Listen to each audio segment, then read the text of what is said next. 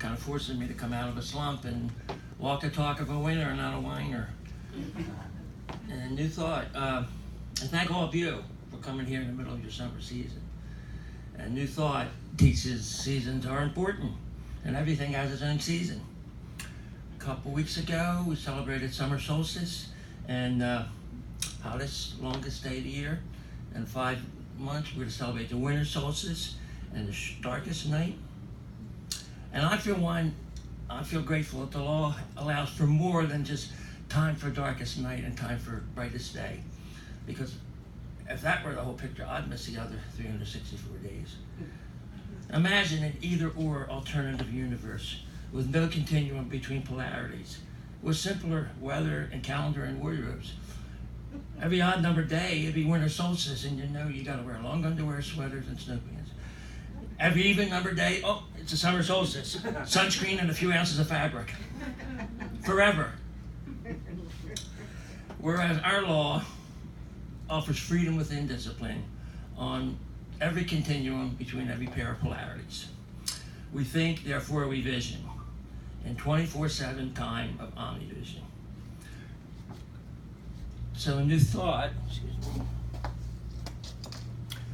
we learn about vision in at least 4 ways. There's visioning, to receive vision from spirit; visualization, to create mental images for our goals; vision boards, which come from combinations of visioning and visualization along the infinite vision continuum; and vision as metaphor for all law and the creative process. Okay. Now, Holly and I enjoy some new thought bantering in our relationship, like at the mall or at the parking lot when her Earth Mother angel activates. I might say, Holly, there's a time to pick up all this trash and save the planet. There's a time to keep our prior commitments. And then Holly might remind me of the story of the man on the beach, and the fool says, you don't have time to save all those starfish. And he says, I got time to save this one. So Holly holds up a little bag. I got time to save this much. Or I might try to quote the Course in Miracles in the Bible and say, Holly, there's a time to clean and a time to read. And Holly might be inspired to quote the Bible directly as a time to embrace and a time to refrain from embracing. So, our signs of my chart here, you all know. Power words. Okay? Now, without those power words, a worldly person might just see another plunging neckline. But we see, no, I can't see it. We see the creative process of thought becoming things. Well, you know where it is. Thought becoming things by passes through law. And so now we receive vision as a window to creative process and a mirror of the union of soul, spirit, and body.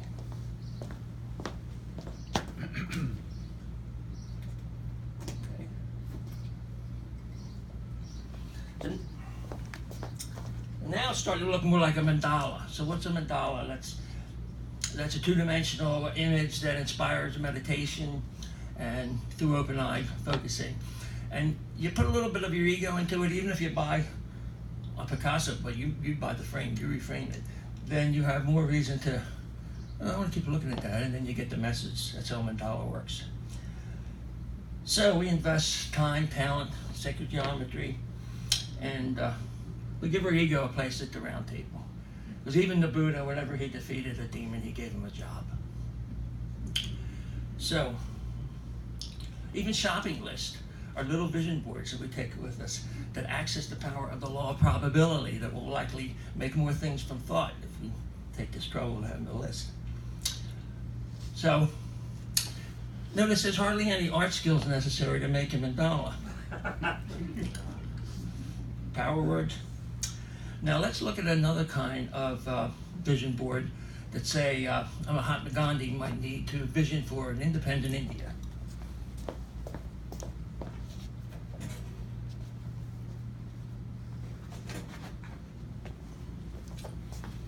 Okay, so that might be like a 5-year timeline, and the vision Gandhi gets is his goal is liberty. But to get there, there's power words reminding him of a theme for each year, starting with empathy and other kindness words. So this is what you call reverse engineering. Ooh. Not yet. Reverse engineering that starts at the goal and traces steps backwards. Okay, I've done my tax that way. So, does that process ring any bells? Will you start from the goal? Yeah, the GPS in our car. Trust Siri to fill in all the details. And spiritual mind treatment does the same thing. Trust law and spirit to answer all how questions. So what the reverse engineering does, it's like a nest. It's like a proactive graph. When you do get the vision for the detail, there's a place to put it. This may be very ancient spiritual technology. After all, Moses didn't need a map of the power of the promised land to leave Egypt. So we're told. Now there's a time for dark, time for light, recalling our popular metaphors that God is in the love and the light and there's an evil dark side. But we reframe that within New Thought teaching. And we say there's not a spot where God is not. So we know God is omnipresent, omnivisible, and the darkness is in the light. But racism and sexism have haunted our human history ever since the first armed rulers took advantage of our fear of the dark, and white patriarchies rose up to diss all things yin, and the dark side got all the bad press. This oppressive white patriarchy exists today within modern minds programmed full of beliefs like God is only in the light. To believe God is only in the light might logically lead to other beliefs like divine rapture is most available now in 15 hours of hot daily sunshine. Or the Grinch didn't steal Christmas, the devil did. Whereas we have plenty of anecdotal evidence that supports spirit is not limited to light. Consider, divine presence is often best felt through meditation and prayer, eyes closed in the dark. 2, humans making love may also co-create their best memories in the dark. And even violent crime statistics show most criminals, like the rest of us, like to do their best work in the light, daytime. Okay, now Holly Myers, this lady has aroma freedom technique she teaches, and has helped me access my powers of vision. So in AFT, this is just like a minute-long process. I focus on a thought, beliefs, and feelings that I link to a potent stressor. Then I add this one drop of essential oil and inhale and meditate for about a minute on acceptance of that disabling thought until I'm open to a newer evolution of that thought. This too shall pass is what usually is my AFT reframe for any disabling thoughts. Because I can accurately then see them in the historical cosmic context. See, all things have their beginning and their ending. Damn laser.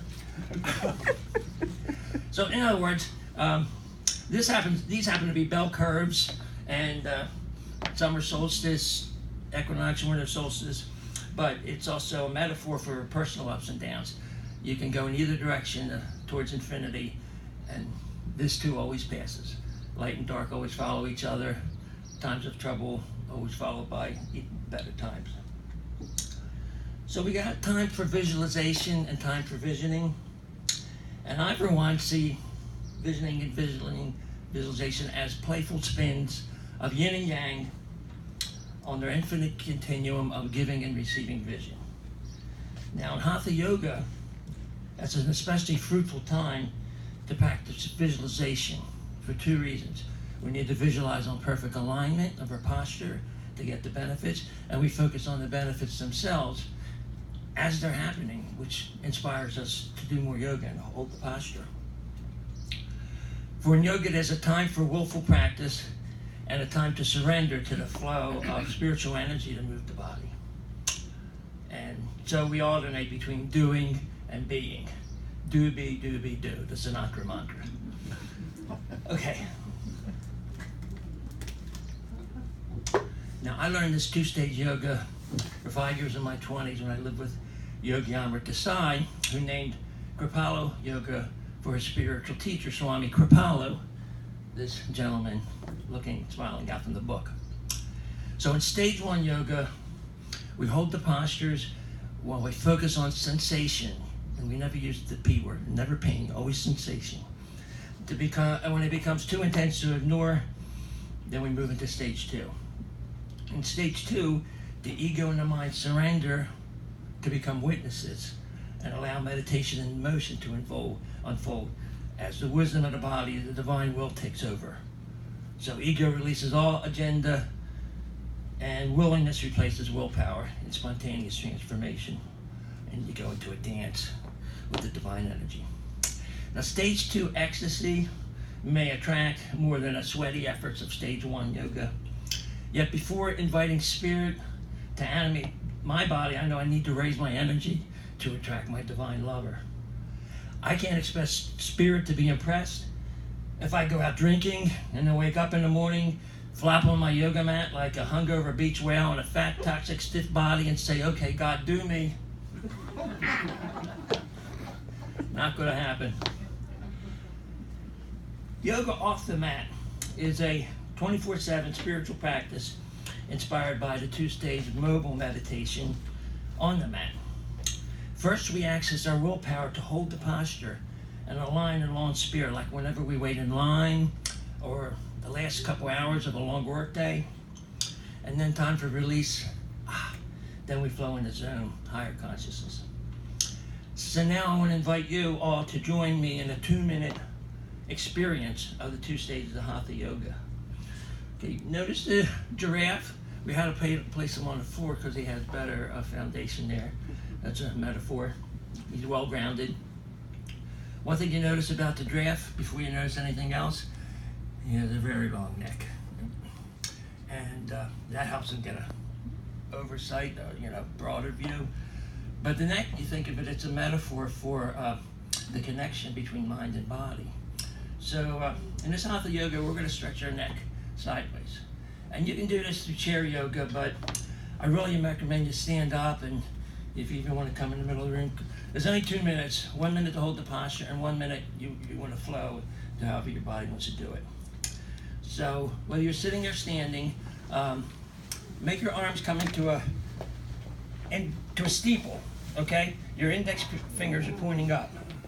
Now, point towards the window, okay? So now your right brain, your left brain should be leaking into your right brain. Okay. Now visualize you're between 2 panes of glass, so that way you don't be tempted to bend forward. You want to keep the stretch on the side. Okay. Now keep pointing, stretching through those fingers. Now drop the upper arm, and the lower arm cups the ear, like that. And then press through the hand to make an even greater stretch. Oh, I need the music, Dave. I'm sorry. I wasn't sure. Yeah. I'm a little teapot. Now, notice how much you're stretching now with the access of the hand. Now, remove the hand without losing any of the stretch. Bring the arm back down, and we're gonna hold that maximum stretch. Focus on the sensations, and breathe.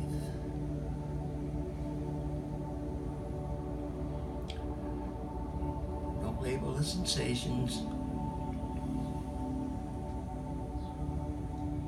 but visualize what's happening in the stretching muscles, the flow of oxygenated blood.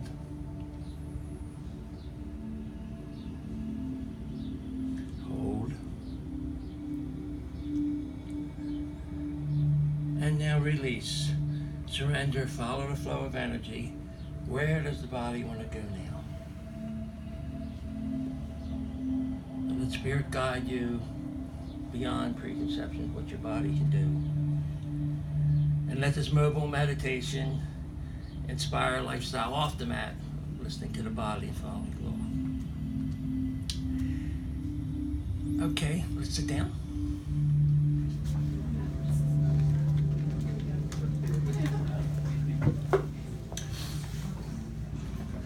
And finally, there's a time to swim and a time to surrender. Yes, swim can be a metaphor for all willful disciplines, but here it has a real literal meaning and a beautiful true story about a seeker and teacher of Bhakti Yoga, the blissful path to union with spirit through devotion. Meet Swami Kripalu, the inspiration behind Kripalu Yoga. We call Swami Kripalu Babaji, meaning loving father, and it was his spiritual yoga practice that taught Yogi Amrita Sai the two-stage Kripalu Yoga. We also enjoyed following Babaji's example during the ecstatic chanting of Bhakti Yoga. So I was blessed to be in Babaji's presence in India in 1974, and on Sundays from 77 to 81 while he lived at Kripalu Yoga Ashram in Pennsylvania, his final 4 years on earth. Babaji had met his guru, said to be an incarnation of Shiva, 28th, at the age of 19, and he studied with him for 15 months. After Babaji took his vows, his guru always addressed him simply as Swami, including occasions when his guru appeared to him decades later. One time, Babaji heard only his guru's voice, and his story is a miracle of non-visual visioning, when the vision comes not through sight but through sound. This occurred when Babaji was almost drowning. During the monsoon season, he was caught in the middle of the Yamuna River high waters, and he started sinking in the middle of the river. And then he heard his gurus repeat 4 S words: Swami, stop swimming, surrender. Babaji obeyed, and then he found himself floating peacefully to shore on the high waves while continuing to hear his guru chant the Shiva mantra, which you may now find under your seat disguised as a money clip. So you want to get that out? Open it up.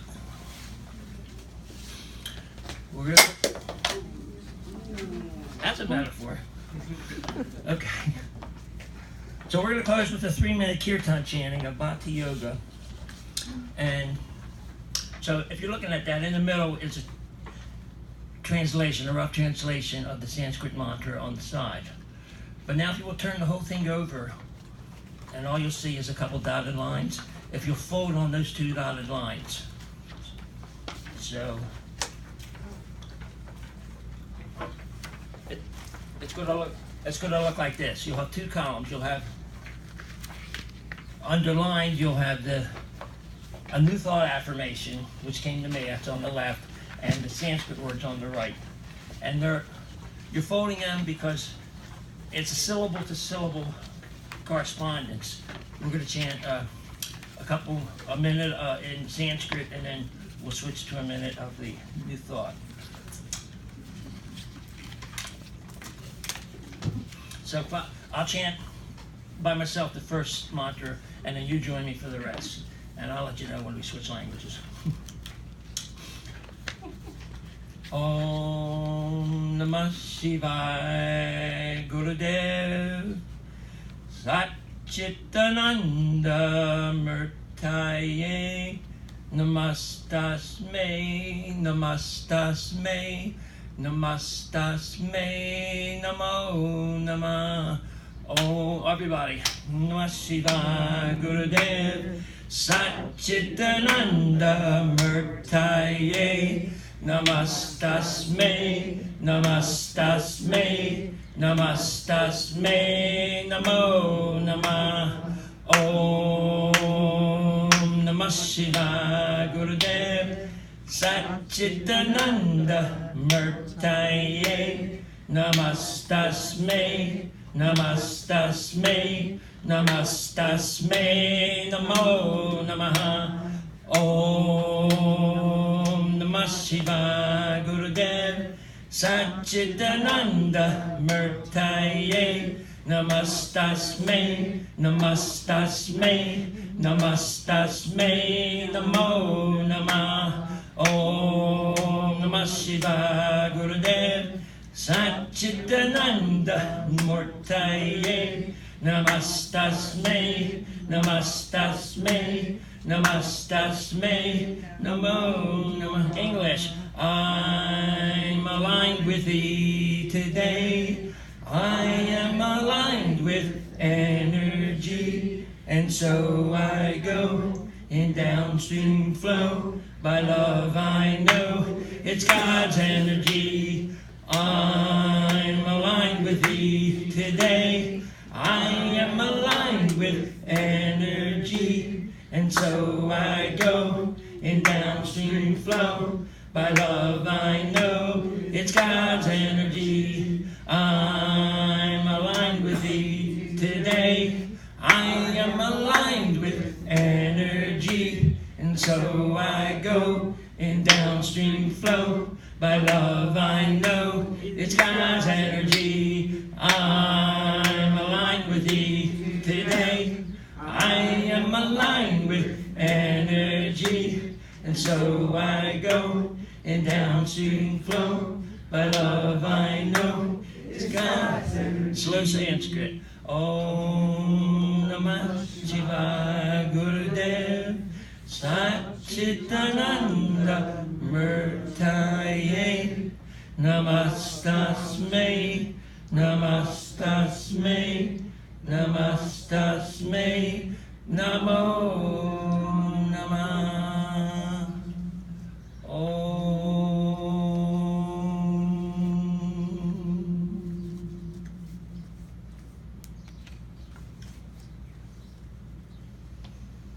Namaste. Namaste.